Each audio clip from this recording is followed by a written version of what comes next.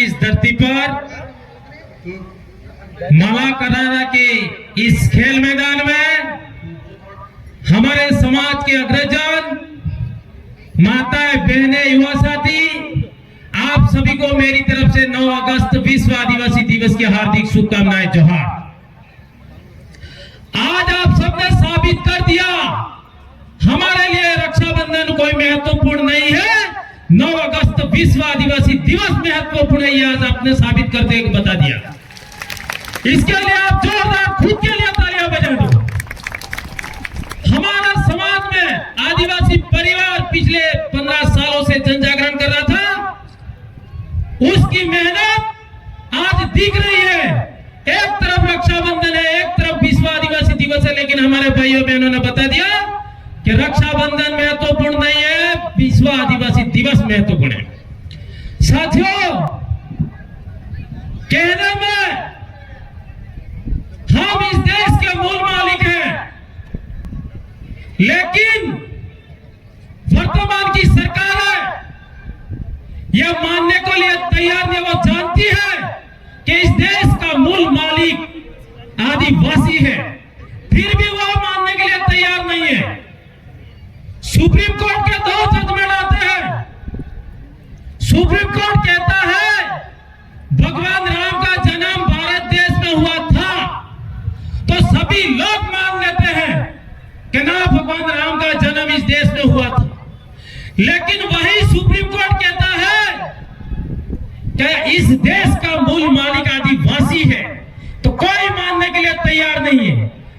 देश है, कानून है, फिर हमारे साथ भेदभाव क्यों, उस पर हमें विचार करने की जरूरत है। सरकारें जानती है, फिर भी हमें इस देश का मूल मालिक का दर्जा देने के लिए तैयार नहीं है, और जो सम्मान मिलना चाहिए वो देने के लिए तैयार नहीं है। बीते दिनों हमने झालावाड़ की घटना को देखा। वहां मरने वाले 5 बच्चे आदिवासी समाज के थे। हमारे समाज के लोगों ने मुआवजा मांगा 1 करोड़ रुपया, लेकिन सरकार ने इन मूल मालिकों को मात्र 10 लाख रुपया नवाजा, इससे ज्यादा 1 रुपया नहीं दिया। पर इसके पहले अगर घटना हुई, अहमदाबाद में प्लेन क्रैश हुआ और वहां उच्च कास्ट के लोग थे, इसलिए इनको कितना मुआवजा दिया, 1 करोड़ रुपया मुआवजा दिया। इससे यह साबित होता है कि आज भी लोकतंत्र खतरे में है और जातिवाद हावी है इस भारत देश में, यह साबित हो रहा है। साथियों, आदिवासी आज हाशिए पर है। भारत देश एक तरफ तो विकास कर रहा है, दूसरे ओर आदिवासियों का विनाश हो रहा है। इसका जीता जागता उदाहरण कोटड़ा में आप देख लीजिए। आज हमारे 7-7, 8-8 साल की बच्चों को गिरवे रख रहे हैं, बेच रहे हैं। जिन बच्चों को पढ़ाई करने की उम्र है, इनको बेचा जा रहा है, इनको गिरवी रख रहे हैं। वो किन के कारण हमारी ऐसी हालत हुई है? इन दलालों की वजह से, इन सरकारों की वजह से आदिवासी आज वापिस गुलाम बन गया। देश आजाद हुए कितने साल हो गए, लेकिन आदिवासी अभी भी आजाद पूरी तरह से नहीं हुआ है। और हमारे बाबूलाल जी कटारा खराड़ी अब यहाँ सागवाड़ा में कार्यक्रम कर रहे हैं।